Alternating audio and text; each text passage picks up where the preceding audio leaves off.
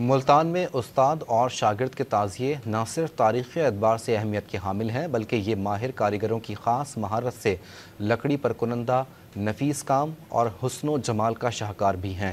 استاد اور شاگرد کے تعزیوں کی کہانی تاثر سبحانی کی زبانی۔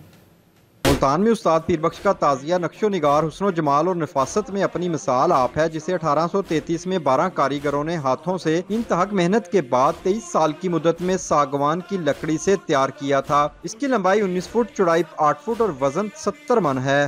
یہ جی تقریباً 1833 میں استاد پیر بخش نے آج سے 200 سال پہلے یہ زیارت بنائی تھی۔ یہ 7 منزلہ زیارت ہے، 8 فٹ چوڑی اور 27 فٹ لمبی زیارت ہے۔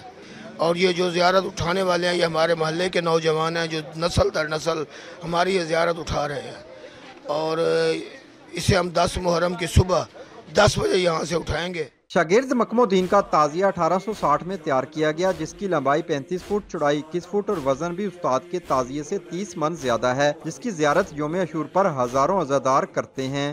اور اس کی 7 منزلیں ہیں، 33 فٹ اس کی لمبائی ہے اور 10 فٹ اس کی چوڑائی ہے۔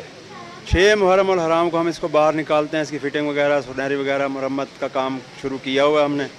آج تقریباً 8 محرم کو ہم اس کو تیار کر دیتے ہیں۔ استاد کا تعزیہ یوم عاشور کو پاک گیٹ النگ، جبکہ شاگرد کا تعزیہ محلہ جک سے برآمد ہوگا۔ دونوں تعزیوں کے جلوس بعد نماز عصر حرم گیٹ سے واپس پاک گیٹ میں ہی اختتام پذیر ہوں گے، جس میں نہ صرف ملتان بلکہ پاکستان بھر سے عزاداروں کی شرکت متوقع ہے۔ کیمرامین کیسر سردار کے ساتھ تاثر سبحانی، ڈان نیوز، ملتان۔